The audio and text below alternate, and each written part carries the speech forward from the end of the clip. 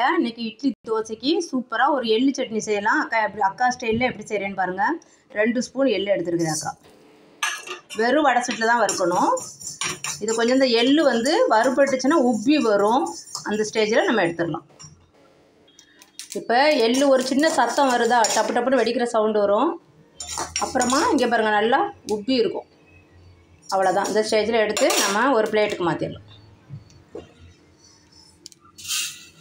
அப்படியே ஆறட்டும்.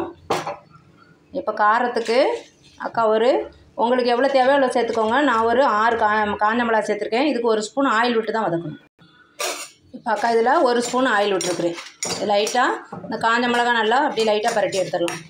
நம்ம வந்து காம்போடு போட்டுட்டேன் அக்கா. காம்பு கிள்ளிட்டோம்னா வெடிக்காது. காம்போடு இருக்கிறதுனால ஆயில் நிறையா ஊற்றி வறுக்கும்போது டப்புன்னு வெடிக்கும். அதனால் நீங்கள் காம்பு கிள்ளிட்டே போடுங்க. இதை கொஞ்சம் நல்லா பரட்டி எடுத்துக்கலாம். இப்போ காஞ்ச மிளகாய் வறுபட்டுருச்சு. இவ்வளோ வறுத்தா போதும். பாருங்கள், இந்த அளவு இருந்தால் போதும். அதையும் கொஞ்சம் ஆற விட்டுறலாம். இது கொஞ்சம் ஆறுறதுக்கு ஃபேன் காற்றுல அப்படியே வச்சுட்டு வரேன் அக்கா. இது இப்போ ஆறிச்சு அக்கா. மிக்ஸி ஜாரில் போட்டேன். இது கூட என்னெல்லாம் போட போகிறேன்னு பாருங்கள். ஒரு அரை கைப்பிடி அளவு தான் பொரிகல்ல எடுத்துருக்கிறேன். உருட்டு பொரிகல்ல கொஞ்சமாக 1 கைப்பிடி அளவு தேங்காய், கொஞ்சம் கறிவேப்பிலை. இது வந்து கறிவேப்பிலை தாளிக்கிறதுக்கு இதில் கொஞ்சம் ஒரு 4 இலை போட்டு அரைச்சிக்கலாம். கொஞ்சம் வாசனைக்கு ஒரு 4 இலை மட்டும் போட்டு அரைச்சிக்கலாம். மீதி வந்து தாளிக்கிறதுக்காக எடுத்து வச்சிடுறேன். இது 3 பல்லு பூண்டு, ஒரு அரை ஸ்பூன் ஜீரகம். பூண்டு வந்து அக்கா இதுக்கு நம்ம எள்ளு சட்னிக்கு வதக்க மாட்டேன். இது வந்து 1 கைப்பிடி அளவு தேங்காய். அப்புறம் இந்த பொரிகளில் இந்த சட்னி உங்களுக்கு எவ்வளோ தூரம் தண்ணியாக இருக்கணும்னு பார்த்து நீங்களே வாட்டர் ஆட் பண்ணிக்கோங்க. இது அரை ஸ்பூன் கல் உப்பு. சின்ன ஸ்பூனுக்கு அரை ஸ்பூன் கல் உப்புக்கு தான். இதை நான் வந்து அக்கா சட்னி கொஞ்சம் குறப்பாக தான் அரைப்பேன். உங்களுக்கு எவ்வளோ வாட்டர் ஊற்றணுமோ ஃபஸ்ட்டு கொஞ்சம் அக்கா மிக்சிக்கு கொஞ்சம் சுற்றிட்டு அதுக்கப்புறம் தான் வாட்டர் ஊற்றுவேன். இப்போ இதில் இன்னும் ஒரே ஒரு ஐட்டம் சேர்க்கணும். எங்கள் வீட்டில் ரொம்ப புளி டேஸ்ட் பிடிக்காது. அதனால் இந்த ஓடை எடுத்துருங்க. எடுத்தால் தான் டேஸ்ட் வரும். இவ்வளோண்டு தான் புளி சேர்த்துருக்கேன். நீங்கள் டேஸ்ட் இருக்குன்னா கூட கொஞ்சம் சேர்த்துக்கலாம். இந்த குறப்பாக சுற்றினதுக்கப்புறம் வாட்டர் ஊற்றினீங்கன்னா நல்லா சமமாக அரைப்படும். அவ்வளோதான். உங்களுக்கு சட்னி எந்த மாதிரி எந்த பதத்தில் உங்களுக்கு வேணுமோ அவ்வளோ அளவு வாட்டர் ஊற்றிக்கணும். இந்த சட்னியே ரொம்ப கெட்டியாக இருந்தால் டேஸ்ட் இருக்காதுப்பா. அதனால் அக்கா வந்து கொஞ்சம் ரொம்ப தண்ணியாக இருந்தால் டேஸ்ட் இருக்காது. தண்ணியாக கலக்கவே கூடாது. அக்கா இந்த பதத்தை கலக்கியிருக்கேன்.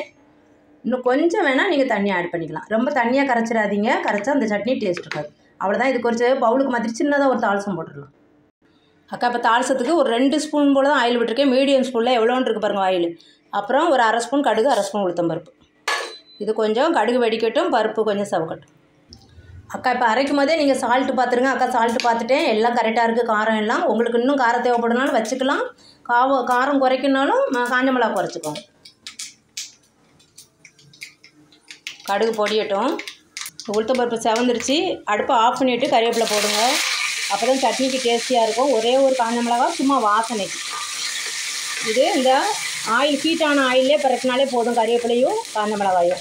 அடுப்பு தீ எரிய வச்சுட்டே நம்ம பரட்டக்கூடாது. ரெண்டுமே கரிஞ்ச வாசனை வந்துடும். இதை அப்படியே தூக்கி நம்ம சட்னியில் கொட்டிக்கலாம்.